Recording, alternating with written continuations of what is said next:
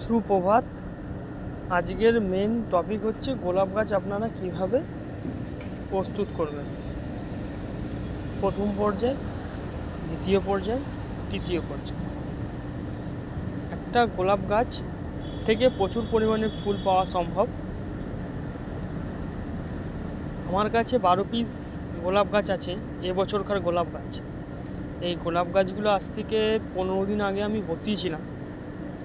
প্রথম পর্যায়ে মাটিটা রেডি করার সময় যে উপকরণ আমি দিয়ে বসিয়েছিলাম, আজকে তার নেক্সট রাসায়নিক সার আমি প্রয়োগ করব। কীভাবে আমি প্রস্তুত করেছিলাম সেটা আমি বলি। প্রথমে মাটি আমি নিয়েছিলাম, মাটি, ভার্মি কম্পোস্ট আর পাতা পচা সার একটু নিয়েছিলাম, আর নিয়েছিলাম বোন ডাস্ট মানে হাড় গুঁড়ো, সিংকুচো আর একটু নিমখোল। সেটা দিয়ে মাটিটাকে আমি প্রস্তুত করেছি। প্রস্তুত করার পরে গাছটাকে আমি রোপণ করেছি। আজকে 15 দিন হয়ে গেছে। আজকে আমি রাসায়নিক সার প্রয়োগ করব। আপনারা কী সার প্রয়োগ করবেন? ভালো করে গাছের গোড়াটা খুঁচিয়ে নেবেন 15 দিন বাদে। ভালো করে খুঁচিয়ে নিয়ে, আমি খুঁচিয়ে নিয়েছি। ভালো করে খুঁচিয়ে নেওয়ার পরে আপনারা কি করবেন,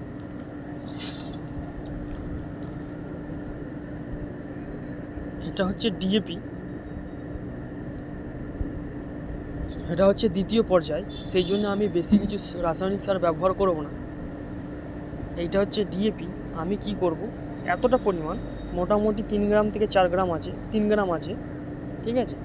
এতটা পরিমাণ মতন আমি সার এই গাছটার গোড়ায় দিয়ে দেবো। সার দিয়ে, যেহেতু এখন শীতকাল পড়ে গেছে, এখন আমি গোলাপ গাছে গোলা খাবার ইউজ করব। গোলা খাবারটার মানে কি? গোলা খাবারটা হচ্ছে সর্ষের খোলটা আমি মোটামুটি 10-15 দিন আগে ভিজিয়ে রেখেছিলাম, সেইটা পচে গেছে। সেই খাবারটা আমি এখন ব্যবহার করব এই গাছে।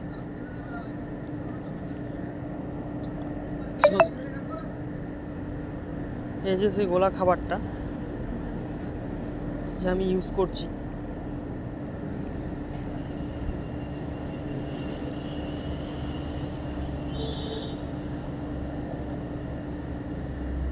ব্যবহার করছি।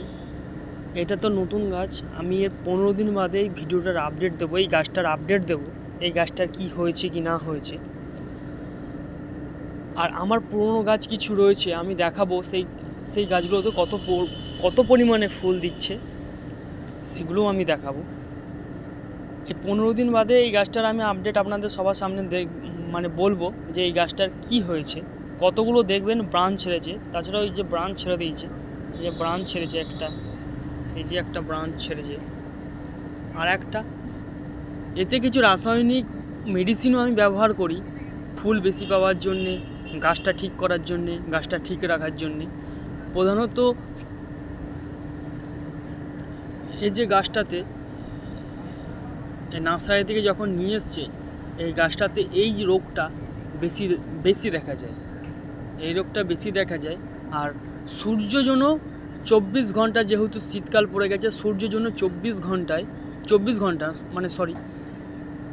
সূর্যের জন্য দিনে 12 ঘন্টা যেন গাছটার মধ্যে পড়ে। 12 ঘন্টা সূর্যের লাইট প্রয়োজন আছে গাছে। আর গোলাপ গাছ জল বুঝে শুনে দিতে হবে।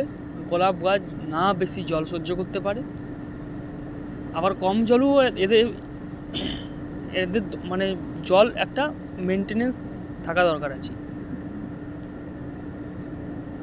পরবর্তী ভিডিওতে আমি আমার পুরনো গাছ আর এই যে নতুন গাছগুলো 15 দিন বাদে আমি আপনাদের দেখাবো যে গাছগুলো কী অবস্থায় রয়েছে। আজকের ভিডিও আমি শেষ করলাম।